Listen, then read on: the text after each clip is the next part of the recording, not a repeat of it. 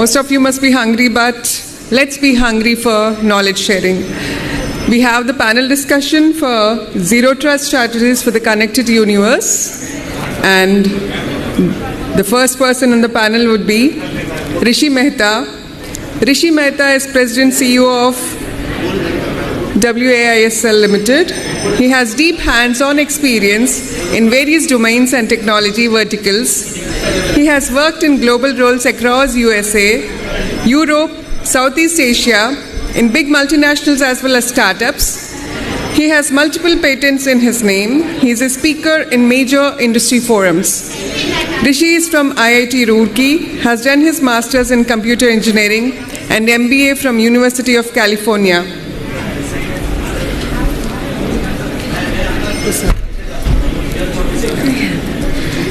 All right, so the next speaker to invite for the panel is Prasad Kulkarni. Prasad Kulkarni is seasoned information security specialist working with Oracle India as a principal cloud security engineer. In his role, he is helping customers on a cloud journey by educating them on cloud security. He has 15 plus years of experience in information technology security domain, brings a working knowledge for securing identities and identity in the first line of defense. At the same time, we have worked on cloud security postures, management, IPI security, security orchestrators, and having assistance customer across the globe in the past. For the last 3 years, he is working closely with the Indian region. Welcome. It always gives me a great pleasure to see women in panel discussions, being a woman myself. So I take great happiness in inviting Pratiksha Doshi. Pratiksha Doshi is Associate Partner at KPMG Cybersecurity Service Line. She leads KPMG's Threat and Vulnerability Management with over 16 years of experience in cybersecurity areas, pen testing, DevSecOps, cloud security, zero trust and incident response, consulting and implementation for clients in BFSI, telecom and healthcare sector. Hands-on security practitioner, identified zero-day vulnerabilities in well-known products and also published articles on well-known security forums. Speaker at multiple events on topics of development ops, vulnerability management areas.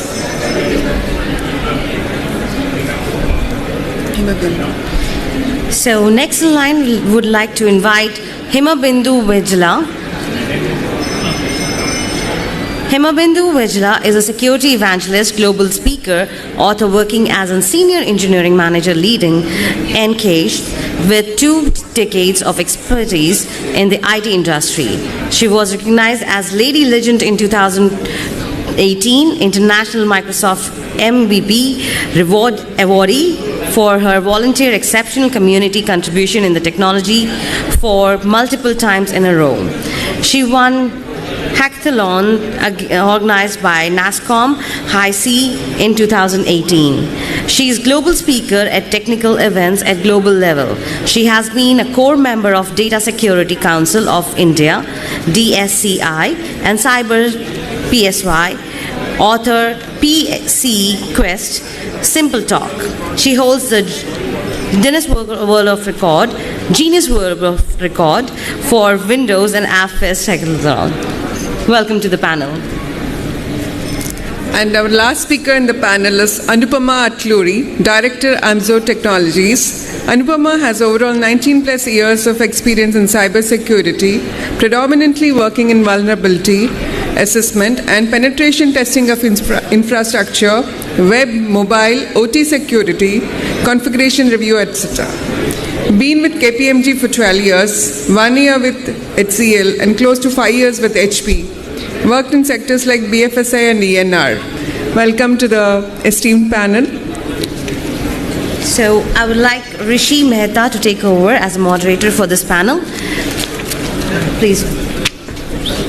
How much time do we have? 1 hour. 1 hour? Okay. No worries, no worries.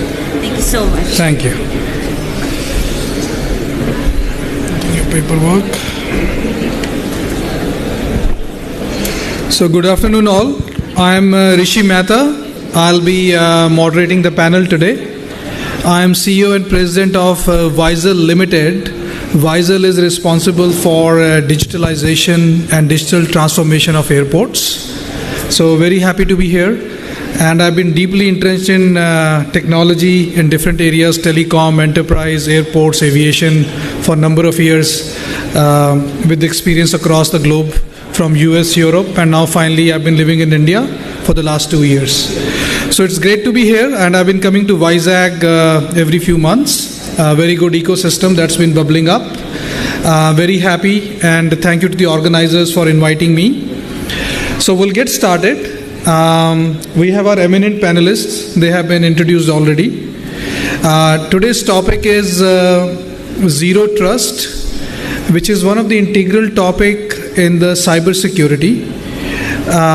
This is the zero trust discussion we'll do today as it pertains to the connected world. So just to frame our panel, what we are going to discuss, I think most of you, I'm assuming, are aware of the cybersecurity because every day, we see the rampant attacks, whether it's on the corporations, startups, individuals, government.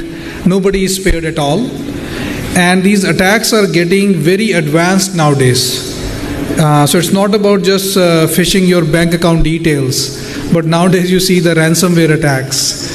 No longer are these attacks pertaining to the simple phishing attacks where people could personify as somebody else, but hackers are getting extremely smart about pulling information that is very private to you. Now, I think people in other forums and panels and yesterday spoke about technologies like AI. We spoke about it last night in the fireside chat also with Mr. BVN. Many people tend to think if we use tools like AI, machine learning, we can get very smart in avoiding these attacks. But here is a challenge in front of us. The hackers and the attackers and the thieves, they are using the same technologies. They are also using the same tool sets, which means we have to be 2 steps ahead when it comes to innovation, even in the use of these tools like AI, machine learning, and in the future it will be quantum computing. How do you basically avoid the cyber attacks to begin with, and how do you contain them also? And this problem gets compounded further because in every enterprise that you look at, every corporation, every enterprise, when I say enterprise, it can be a place like hotel, venue like stadium, railway stations, airports, manufacturing plants, they're all getting connected. There's an intra-connectivity and then there's an interconnectivity. And you're relying a lot on the IoT sensors, which means the hackers are not only now going to target the devices like laptops, your servers, your networks, which they were doing traditionally. They are going to attack your cameras, your IoT sensors, your thermal sensors to get into your network. And from there, they will launch even a bigger cascade impact. So I think, I don't want to sound an alarm, but I think if we don't act sooner as an industry in terms of our policies and look at our some of the tools and techniques that we use, we will basically leave many open points from where a bigger attacks can be launched, and this can compromise.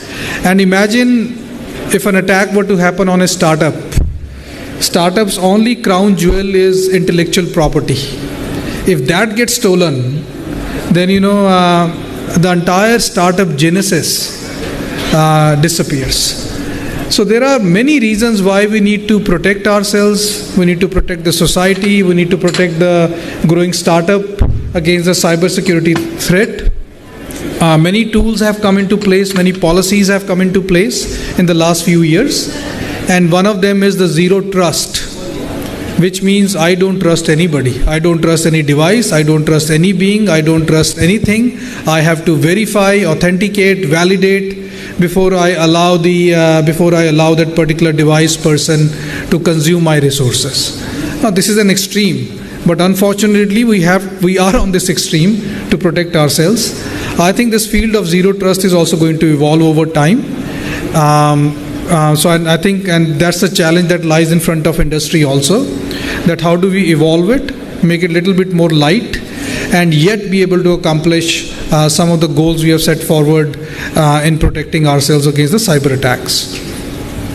Other thing, I think I'll point out, some of you who are from the technology background, whether you come from software development or you come from product management, project management, other things, you can appreciate things like cybersecurity. They have been an afterthought, which means you launch a program, whether it's a product or a service or an initiative, you always think of solidifying against the vulnerability breaches much later on, which means you're doing a band-aid, you're applying a patchwork, and that's why it always remains weak. So what if we were to change the model and say we make it cyber first, cyber ready first? That is, anytime you're launching a product, design or anything, you make sure it's cyber secure, cyber safe. You have to think that from day one. Like you have heard the terms like cloud first, mobile first, which means I'm launching something, I should think of cloud, I should think of a mobile app, I should think of mobility. The same thing needs to go into our DNA in the technology, whether big corporations or startups. Anything that you think of needs to be cyber secure first. So I would say, keep some of this backdrop in the mind as we discuss for the next few minutes with the panels out here. And my small suggestion to panels is, I'll call out your names as we go through the questions. Draw upon your experience, right, of how you have solved these problems in your organization, whether current organization or past organization. We all tend to learn a lot from the examples. So the more examples you share, the better we can, assimilate.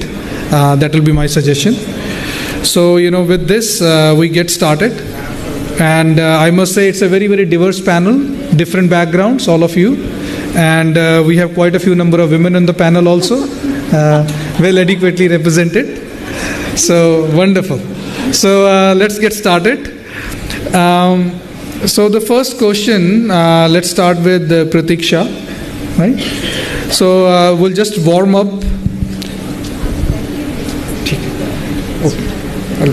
So the first one is, what is a zero trust strategy, right? Because cybersecurity has, many features, functions, and areas. What is a zero trust strategy, and how does it differ from traditional security that was in place? First of all, thank you so much and good afternoon, everyone. Sorry we are in between your lunch, but thank you so much to the organizers for providing us the opportunity to talk on this topic. So I have been on security since many years, so this question and this particular topic is very relevant. So how the internet started, right? With the advent of internet, which was all the informations, all the systems were connected. So all the organizations started building fortresses, like they built perimeters around corporate applications, data, etc. So that's how the internet started. So it started with the perimeter, which was a traditional method of securing the organization, their infrastructure, their applications and the data. And then once the things evolved, right, as we have seen, a lot of applications, a lot of data have been moved outside the perimeter. So perimeter itself started getting extended. So initially it was only to a data center, to an office, etc. Now the perimeter itself has got extended to cloud, which we have seen. And that's why the traditional method, which was earlier by a firewall, which is a logical access control to come inside your network, is no longer really helping to actually defend some of these attacks, which these state-sponsored attacks, as Rishi was mentioning, that the attacks have become smarter, they've become more sophisticated, and hence that's why this concept of zero trust actually came in picture. So zero trust has basic 5 principles in place. First is never trust anything, verify every time anyone is accessing the system. Second is provide just enough access which is actually being allowed or which is needed by the user or an application. Third is just-in-time access. Just provide the limited access for a limited amount of time. And fourth, a very important one is assume breach. Because when we see that, a lot of organizations, you can't really say that I am absolutely cyber safe, or I will never have a breach in my organization, or I will never have a breach in my data center or an application. That's impossible. So you always have to assume breach, that at any point in time there is going to be breach. Then how do we become more resilient? How is it possible for us to come out of the breach? How do we limit the attack surface? How do we limit the breach? And then to create networks which are very segmented networks. So even if there is a breach in one of the network, it doesn't really get propagated to another network. So that's the core principle. And the last one is provide visibility across the whole network every time. So in case even if there is a breach, you immediately get to know and you can try to contain the breach. That's how. So this is the 5 core principles of Zero Trust, and these are based on 4 primary pillars, as we call it, as it is primarily on endpoints, identity, data, and workloads. So that's is what essence of Zero Trust model is. Got it. Thank you, Pratiksha. Rishi, if I can add. So Zero Trust is not a technology, it is just a concept. How you build your Zero Trust architecture depends upon certain factors. The first factor being the users. The second factor being the data which these users are using. The third factor is around the devices that the users are using. The fourth one being the applications, and the fifth one being the networks. Now, when there is an incident, right, this can kind of happen across all these 5 factors. Let us suppose a breach has happened with a user. Then you need to kind of define controls which are very user specific. Let us suppose if you have a network breach, then you need to define controls around your network which will keep your network safe.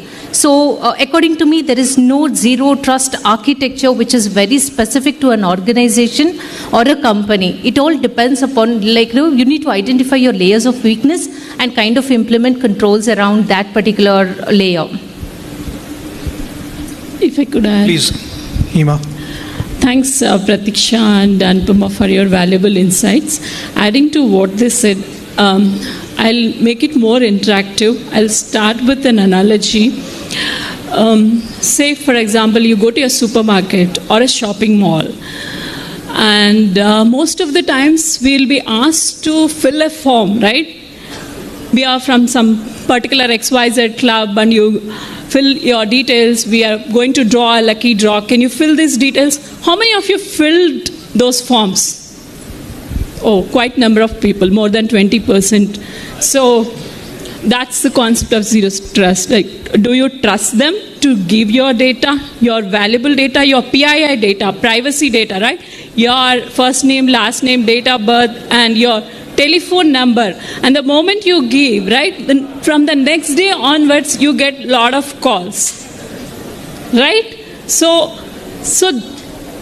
going forward, right, since you are attending this session, you would never do that, right? So that's the concept of Zero Trust. So the traditional security that you're talking, that is, you're going to a mall and you're giving your details. That is, there is an implicit trust. So unknowingly or knowingly or innocently, you're giving your data because you're not aware of it. But in the concept of Zero Trust, we act like we trust, but we really don't trust anyone. And we recertify, we validate every time. That's the concept of Zero Trust. I think everyone got what Zero Trust is, right? So it's like we don't trust anyone, but we just act like we trust, but we validate, trust, but verify. How do you verify? It can be from a device, it can be from an app, it can be from any resource, it can be from network, right? As Anupama has mentioned. So from any point of view in enterprise, we don't trust anyone. It can be a person, or it can be a device, or it can be an app as well, right? Everything you validate and you recertify. How do you do that? Your authentication, authorization, and two-factor authentication, right? And we have VPNs to connect. We have RSA token IDs, digital and physical devices in some companies, right?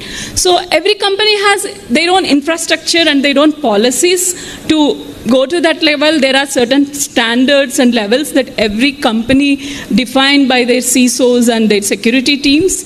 And as mentioned by Rishi, I think it should be part of our DNA, and it should start from you, and everyone should be aware of it. Not to give your personal detail or credentials, or it is like in every organization, everyone have the admin access, right? So it should not be like that in zero trust concept. It's like based on the privileged access, right? IAM, identity access management, right? Whoever needs, it is very important how we are controlling the access permissions, whom we are giving access, where we are giving, how we are giving, and why we are giving. So allow to your resources what, when, and how much it is needed. We need to have and set those boundaries and define those zero trust principles and define those zero trust architecture within our enterprise in an engineering perspective. Thank you.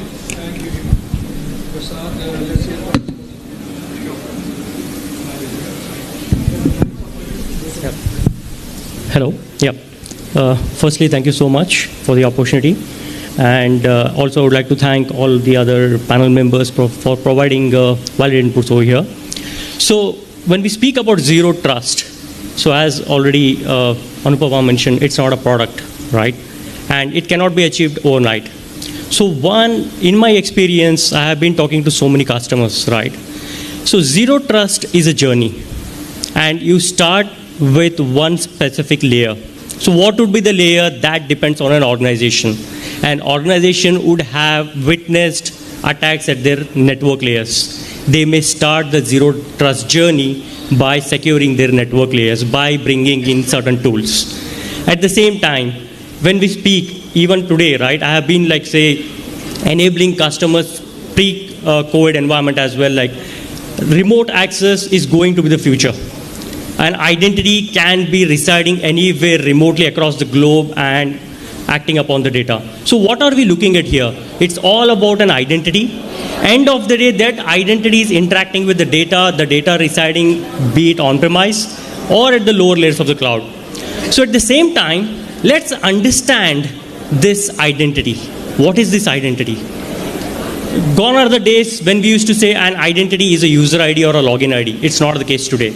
An identity is a bulk of multiple items, be it the workstation, be it the endpoint devices, be it the asset, and be it the human individual, and end of the day, digital identity attached to that human individual. So if we break this into two, data is residing elsewhere, and this is a bulk of identities coming in as together. It is interacting upon the data, right? So end of the day, an identity which is trying to interact with the data, do we really trust that? Is it the right identity which is interacting with my data? So that's where the concept has come in. The concept does exist earlier. The buzzword is very common in the last few years, where we are saying adopt zero trust. It means continuously evaluate, never trust, and keep on validating and verify at every layer. So at the same time, the question was, had we not been like the organizations having multiple toll gates at various different layers of OSI layer? Yes, of course, yes. Organizations are spending the lot of millions of dollars, right, in bringing in the various different OEM tools to set up security. What's lacking? What's lacking with the traditional approach? Traditional was going in one direction, that is control and visibility. But what was missing? Automate, orchestrate, and remediate. That's what is zero trust. So we are saying we are automating. How are we automating? We are continuously evaluating. How are we evaluating? We are integrating these various different tools. Example, I have been, as I mentioned, pre-COVID, I was working with a few of the customers. They said, we want to allow access to our users across the globe, and we have presence across 43 countries. And we have close to around 25,000 employees working across the globe, right? And how do we really achieve with the traditional way of doing it? Like VPNs, it cannot really scale, right? VPN cannot really scale. And we are working at Web 3 or Web 2.0. Web 2.0 really do not support many other protocols. So that's where we brought in remote access. like access from anywhere. Okay, like say the user can access from anywhere. That's where the identity became the new perimeter. So as Pratiksha mentioned, right, the identity is revolving across everywhere, and the firewalls and the connectivity has become very daisy, right? So the identity became a perimeter, and now with this, users can access from anywhere. The data may be residing in lower layers of cloud, or be it in the on-premises. So that's where the automate and the orchestrate, be it an identity who tries to log in, from which device he is logging in. So with the traditional approach, everything is in siloed. We have endpoint devices, it's doing its job, but it's only in siloed. It's not connected with your identity and access management, where it can have additional intelligence from the endpoint. If an individual haven't patched his laptop is vulnerable. Now that individual, when he leverages that laptop to log into the system, he may be a super admin for one of the cloud platform. When he tries to log in, his laptop is compromised. In case if it is compromised, that can be a lateral movement to your internal networks. So that's where the orchestrating and automating, right? We are tying it up. So we are getting the intelligence from the endpoint device and integrating that back to your identity. And identity says the particular endpoint device which is used by that individual is non-compliant. Now, automatically orchestrate that and strip out the admin privileges from the user without really blocking or providing a hindrance to the user. So we are like stripping, like, so when he logs in, he's an ordinary user now. So he understands, unless and until he patches his laptop, he cannot really do his admin job. So this is how we need to govern without really bringing in the the hindrance, at the same time bringing in the security there. So that's where the zero trust, adding the automation, orchestration, and remediation. Good, thank you, Prasad. So the next, continuing on this, we talked about journey, we talked about identity management, data, the breaches, the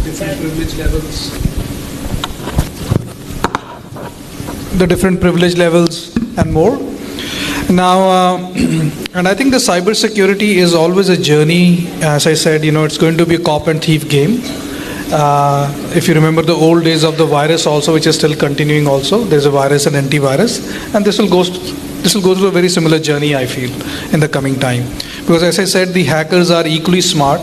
They will tap our devices in so many creative ways that we don't even know today. Now, let me ask you something, and give me just one specific example, or one challenge that you have faced very recently, or maybe in the last 2-3 years, when it comes to a zero trust or a cyber breach in your organization, and what you did about it. So if you can share that will be wonderful.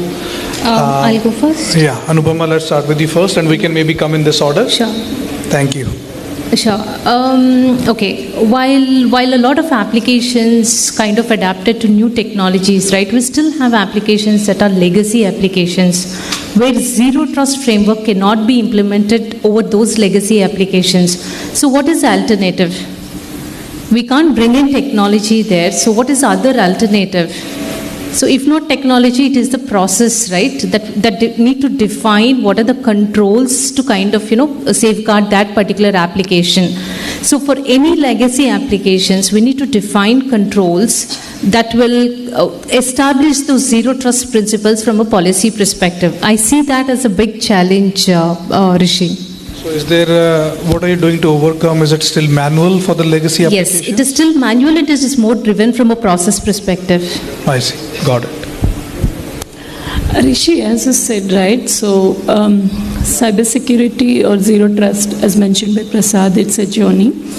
And hackers are like not equally, more than smarter than us actually, because as per the statistics, it takes a hacker average time 60 to 90 seconds to hack our devices across the enterprise. But to investigate on that, the average time is 24 hours to 48 hours. So we should be always like 3 times smarter than the hackers or ahead of them, as mentioned by Rishi, right? And coming to his question, I will go to little ground level on an analogy or incident happened in our organization. it's a kind of emotional and very personal.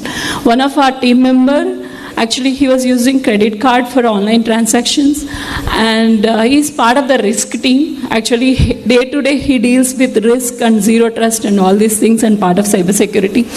So he got a call from an anonymous person saying that it is from a HSBC bank or some bank, and they are actually need KYC, some blah blah blah story, and they need a OTP.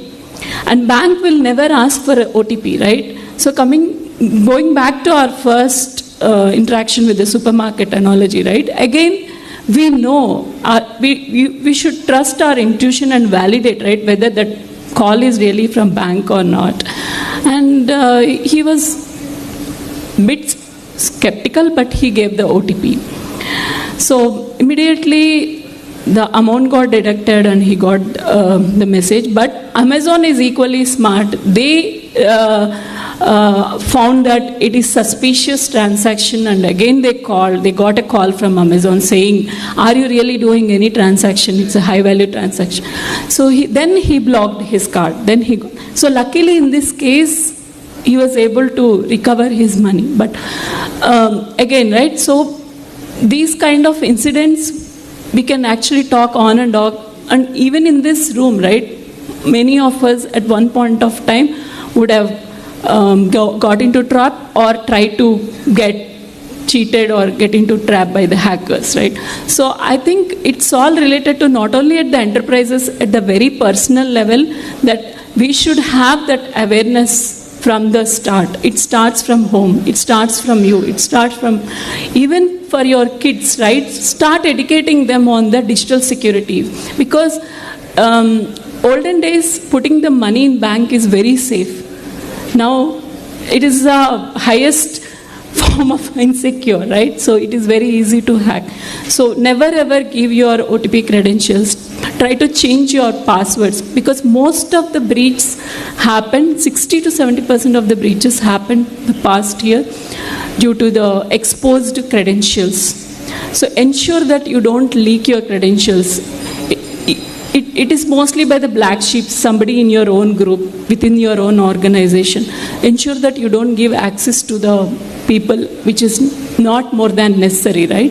If the person need access only to the particular module or the particular app, or only the non-privileged access, right?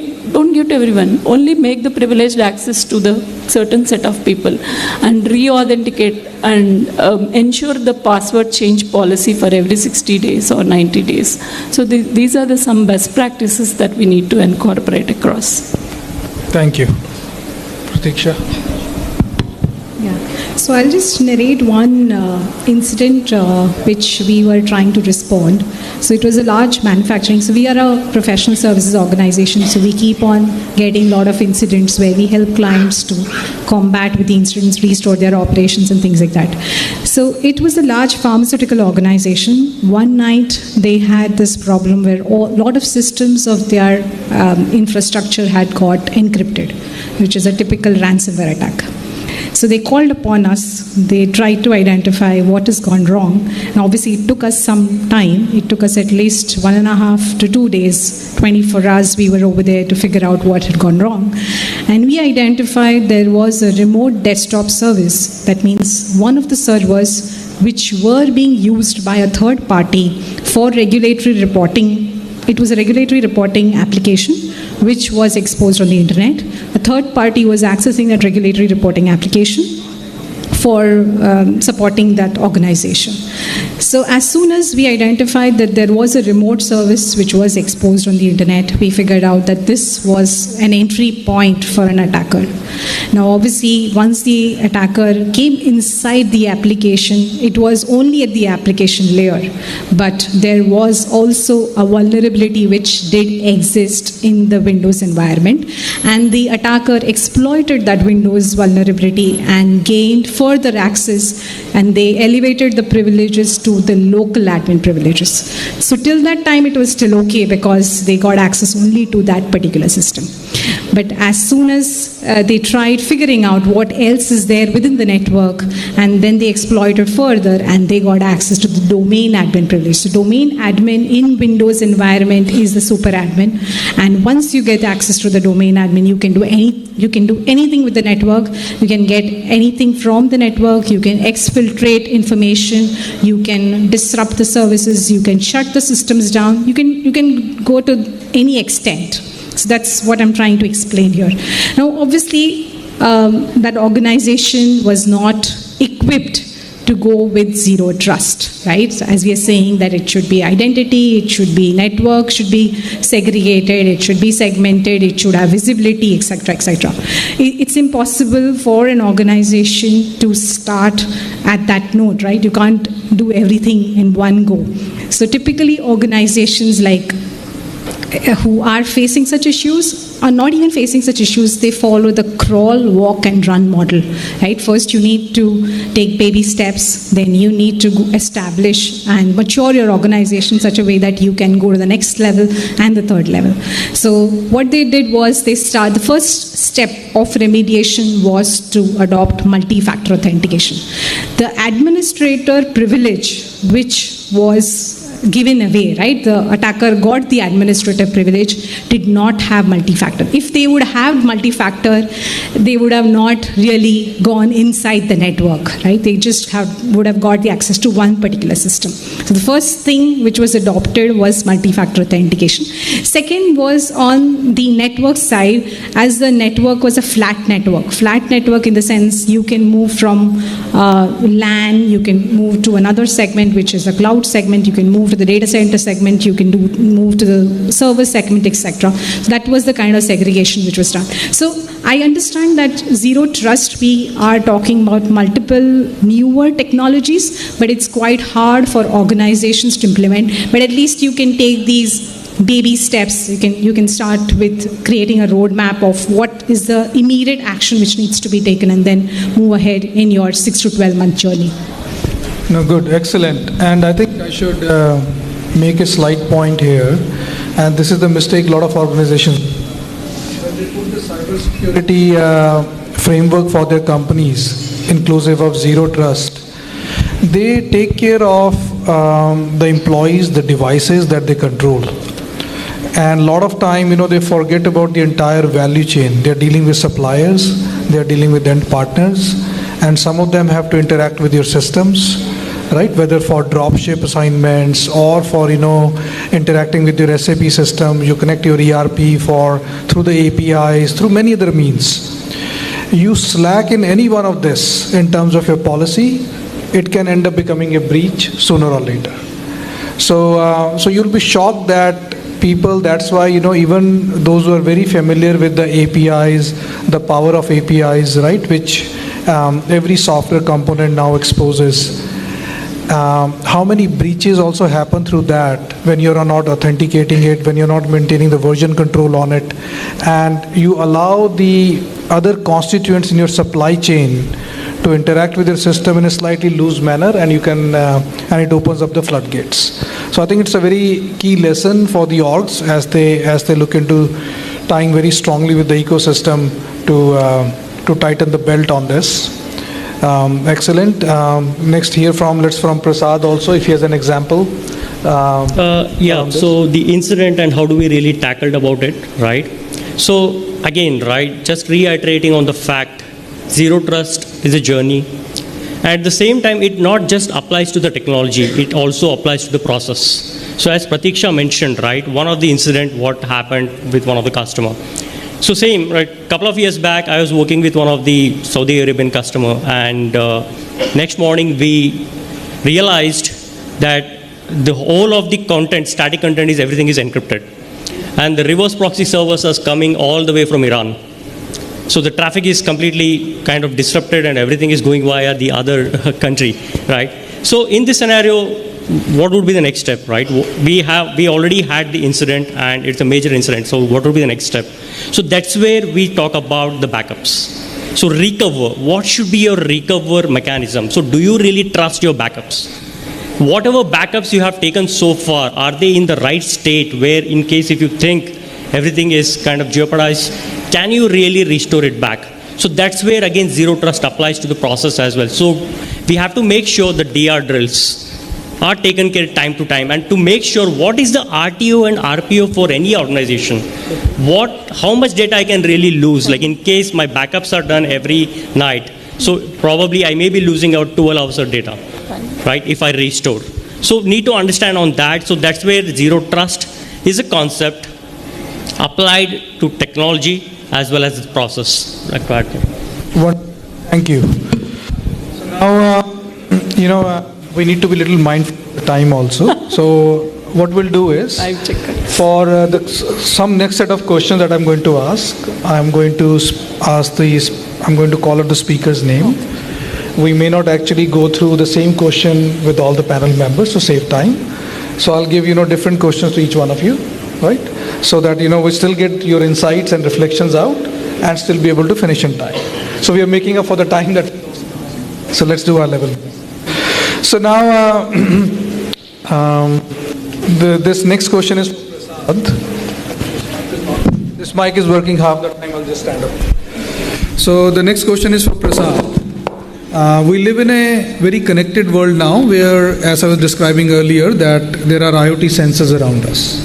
Whether you talk of an enterprise, right, you talk of a venue, you talk of a smart city, doesn't matter what you talk of. And what I worry is in IoT communication with the sensors or machine-to-machine communication. This machine-to-machine communication, if you read some of the reports, right, 30 billion, 50 billion or more, something more connections that we humans will ever have among ourselves. So that's basically a breach point again for us. And the challenge with these devices is they are very headless. Headless meaning they don't get to store a lot of information, the certificates and other things, right? So just share some reflections as you think of the use of IoT and fact that IoT devices are very headless also. How do you make sure they don't compromise the security and they fit very well into the zero trust paradigm? That's right. So here when we talk about as we are heading towards the connected world, especially in India, like probably we wouldn't have witnessed a lot of connected cars. But definitely, yes, in the West, there are a lot of, like, say, connected cars, as well as the devices which are leveraged for any of those inventory or shipping in those manufacturing, right? So here, one of the use case which I had worked with a couple of customers, like almost 3 years back, it was something like, I believe like they would have got an idea like probably, yes, it's always remote going forward, right? So here, as we speak about connected, every individual here carries a lot of connected devices, be it smartwatch, smartphone, and at the same time like iPad, iPhones, right? So every device leaves back a lot of traces about that human individual when it is connected. So here, how about like when I am going to an office, when I reach an office, it automatically books or reserves a seat for me. How does that really happen, right? So that kind of a use case is what the telecom vendor with whom I was working, they wanted to solve the problem, right? So in this scenario, there are two aspects to it. One, we are trying to capture the data from the devices, and the devices are owned by the individuals. That's one. Two, what is the authenticity of that particular device? We have to solve the problem authenticity. Is it the jail-rooted device or is it a hacked device? Are we connecting to the right device or not? That's two. And three, if we are connecting to the right device, are we breaching the data privacy of that particular individual? So keeping these principles, we have to solve the problem so that we can provide the connected world wherein we don't have to, like say, reduce the help desk or reduce the other, mundane task of any of the help desk services, right? So that's where the solution where we could able to, beat the beacons, right? Like the beacons devices, right? It has a capability wherein the T containers, like say, which is very secure, box within those devices where you can embed the certificates or where you can embed the identities of that devices. You take any of these large organizations, when a vehicle enters the premises, the vehicle, they allow the only registered vehicles into the premises. So now we get to know this vehicle is owned by Prasad, and Prasad enters this particular building, and Prasad is an employee of the organization. I go to the fence, I tap in my iCard. Now the iCard, again, it's one of the device. It holds the data. It is owned by Prasad. And I go to a particular floor, and again I tap to get into the ODC, Offshore Development Center, what we were speaking in the morning, right? I get into an ODC for a particular customer. Again, the trust index is increased. So when I really log into the system now, we are not breaching the privacy of the individual because the individual is within the particular premise. So in the traditional world, again, to the first point question, traditional world, we are not really harnessing the intelligence shared by these various different security tools. So here, with the zero trust, we will harness, we will integrate these solutions, right? So the trust index of the system will be high. If I do not bring my car, and if I just do a tailgating, if I try to log in into the laptops, it may ask me a different multi-factor authentication to identify whether he is Prasad or not. If he is Prasad, then Prasad knows what is his second factor. Apart from SMS, what is his second factor? Only Prasad knows, right? So this is how we can solve the problem when it comes to devices. But definitely, yes, when it comes to devices, maintaining the authenticity of the device, and at the same time making sure the data privacy is not really breached, right? So that's where we can solve the problem of integrating and bringing in the zero trust in this connected world. Got it. Thank you. Any of the other panel members wants to take a crack at it, especially from the magnitude of the scale problem here? Because each enterprise in the coming time will be dealing with many IoT sensors, much more 5x, 10x compared to what we have today. So how do you basically expedite the enforcement of the cyber policies on the devices, and doing it in a manner, where it's not taking us long also to onboard a device? So onboarding, offboarding, blocking, tackling that device, right? It needs to be at a very fast pace. So I would love to hear, basically building upon what Prasad just shared with us, how do you handle it at a scale? So I would like to say that, as we know that IoT devices are just devices. Yes, they are smart sensors, but then they do not have that much of compute, or they do not have the capacity to do more of authentication, verification, etc. But I think there is another element in this whole connected universe is the data centers or the applications are moving towards edge, right? So there is device, then there is an edge component, and then there is a final other set of applications which is entering. So what I feel is that, yes, IoT devices will have, as Prasad mentioned, identity, but I think heavy lifting needs to be done at that edge layer as well, where all the identities can be figured out, what's the activity which has been doing, the device hygiene. So we were doing an interesting work for one of our clients as soon as COVID hit.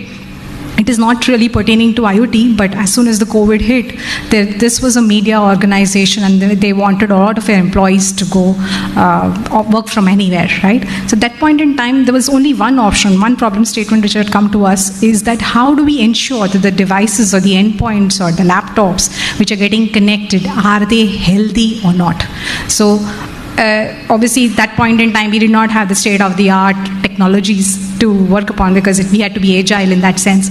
So we just asked them that if the existing network component, which is firewall or a VPN, if they are able to identify if the endpoint, laptops or desktops or other applications or systems, if they have patches installed, only then you allow them. If they have antivirus which is updated, only you allow them through your VPN. So these are some of the small techniques that we try to figure out. So that's what I'm saying. So things have to be heavy lifted at the edge layer as well. Got it. Thank you. Now, next set of question, to Anupama and Hima. So, see, we all would love to work in a greenfield opportunity. What that means is, I get a clean slate, then I lay out the design from scratch, and I implement the best practices. That's a utopian world, very ideal world. But unfortunately, we don't live in that world. Our organizations have already made investments into certain tools, processes, right? And they're still trying to recover an ROI out of it. And yet we all face this challenge of this brave new world in front of us, which we have to accommodate, which demands for more money. So if you can share with us some example or an insight, again related to cybersecurity, where you had a traditional set of tools and methods already deployed, and as you're taking your journey towards zero trust and some other newer ways as well. And the challenge with the zero trust has been, it has to accommodate for on-prem, cloud, hybrid models, right? Different kind of models it has to accommodate for. And you might have had the previous, security expenses that you had done for a certain type of traditional model only. So if you can share your insights onto a brownfield kind of a layout. Brownfield means you have something already deployed, you cannot rip and replace completely, and you have to do some add-on. And this add-on has to be done with this new framework. If you can share some insight how you went about doing it, that will be very useful. Sure, Rishi. So I started my career as developer, so I'll share the engineering and developer side perspectives from my point. So yeah, it's a tricky thing, right? So we developers, we start with code first, right? Not the security first. We always think that security is low priority. First, let's build the systems, release it. We'll see if any issue comes. If any customer issue comes or if some hacker attacks, then we'll see. So that's the perspective usually in a traditional approach. But it should not be the way. It should be the security first. We should be digital resilient. We should be cyber resilient, and security should be our number one priority, because the cost or damages that we need to pay if anything happens is like 10x times more than what we invest. That is one thing. And coming to the engineering practices, we should have a secure development lifecycle practices across the enterprises. And DevSecOps, which is a new buzzword. Initially we have DevOps, and now we are also adding that security brand to our enterprises, which is good. So we all need to take that initiative and make our organizations prepared to have that DevSecOps excellence across organizations, and ensure that whenever you are releasing the product, it is prawn-free to security vulnerabilities, right?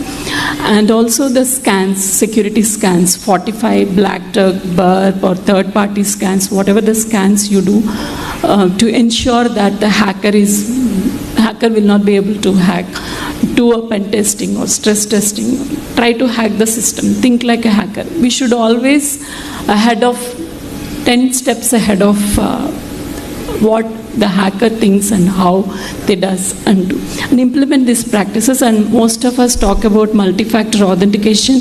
It's a fundamental thing that every organization need to incorporate. We do have infrastructure challenges and also the budget and approvals, right? But it's worth investing and convince your organizations to change the security policy to zero trust, because it's worth investing, because in future we all will be moving to metaverse, and it's a future, right? So then it will be more and more security policies we need to incorporate. So we need to make ourselves prepared to incorporate these challenges to any of the advanced technologies. That is what I wanted to say. Thank you. Anupama? So to answer your point, Rishi, in large organizations specifically, right, we follow a framework called NIST, which says identify your assets, protect your assets, detect all the vulnerabilities, respond, and then recover. So what happens in this particular life cycle is generally large organizations spend a lot of amount purchasing tools like your SIEM. They establish a SOC for you, where all these zero trust principles come into play. But as we move towards the right of NIST framework, right, it is all people driven. when there is an incident and you have to recover your data, right? Probably tools are going to kind of help you to a certain extent, but it is all more people driven. So zero trust again should be applied across all these 5 pillars of NIST framework, and process on top of it comes always. Got it. Whether it is a greenfield environment or a brownfield. Understood. One last question. We are running out of time, even though I had lots of other interesting questions for you. Is any one of you consciously, or your organizations, employing the services of ethical hackers to test your systems? Test systems of zero trust and cyber security, foolproofness that you put in. Are you employing ethical hackers to test it out for you? I think myself and Pratiksha, we ourselves are ethical hackers. So we continuously test our environment as well. No, one is testing your own environment, that's one thing. There are hackers who that's all they do, day in, day out. That is their job. So I'm just talking of, do you employ such services? See, we all have tested our code at a unit testing, then we do integration testing. We all have done that in the past life, right? But ethical hackers is you actually reach out to hackers and their job is to test drive your environment, break your environment possible. And I think this is something I feel as an industry, if you never employed it, because people shy away from it. In all other industries, when people can use the services of an expert to learn how to break the system and thereby fix it, I wonder why we are not doing it. We talk about using AI, ML and other tools in the coming time and trying to become X times more smarter than the hackers. Becoming X times more smarter will be challenging unless we employ the services of a hacker also to show us how they break the systems. Yeah. Right, sir? I would like to make. Yeah, please. Isn't that what very big companies are doing, like bug hunting? Bug bounty. There are many companies who will offer you ethical hacking services. So I'm very curious why we are not doing it more and more prominently. Rishi, you'll be surprised very few companies employ that services. Yeah, Rishi, you actually got a different perspective. It's a diversity of thought.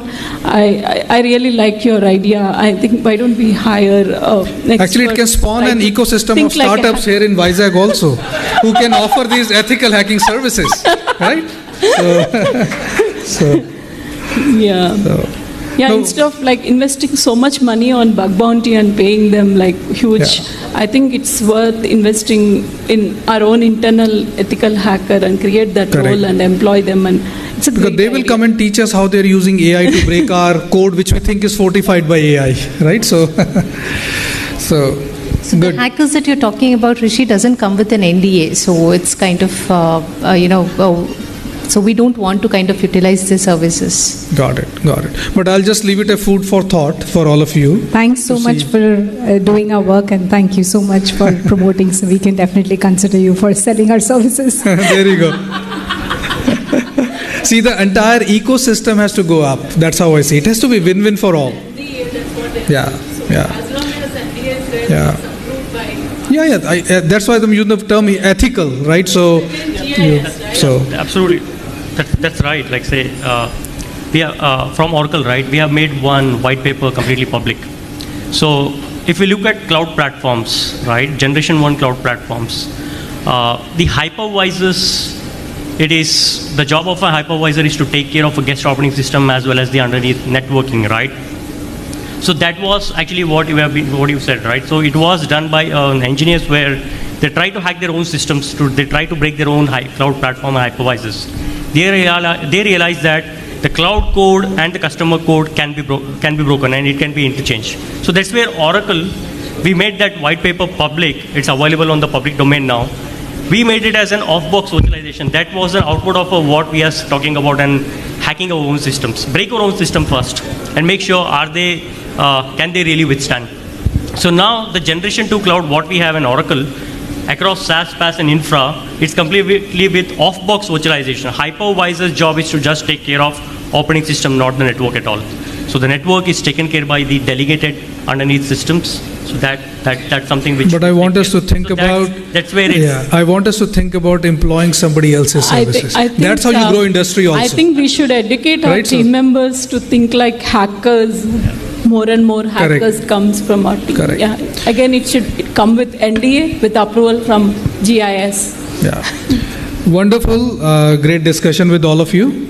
I think our time has come to an end. So I'm hoping, we all learned from their insights and reflections, and hopefully we can, carry a nugget or two with us to continue to, explore further. Because this is a field of cybersecurity which is a never-ending, just like digital transformation, this journey is never going to end. So thank you so much. Thank you, Thank you all of you. for giving us this opportunity, and thank you, Sridhar Garu, for adding us and connecting all of us. I would like to end with this thing. So ITAP has already implemented Zero Trust. Do you know that? How? So when we are entering this conference, right, we are authenticated, authorized, we have given our ID proofs, and this card is like proof that we implemented the Zero Trust. Like we are trusting everyone, but we validated, right? So we already started implementing, and let's all try to incorporate in our organization and take all these learnings from this panel discussion, sacrificing our lunch. Thank you so much, you being the wonderful audience, but let's try to be Zero Trust evangelists. Thank you. Ima.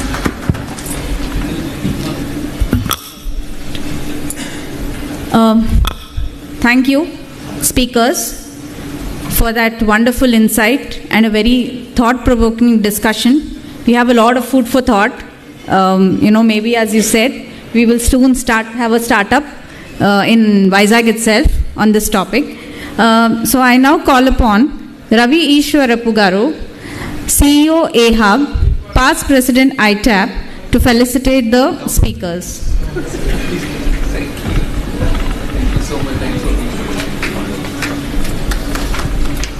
Can we have a round of applause, please?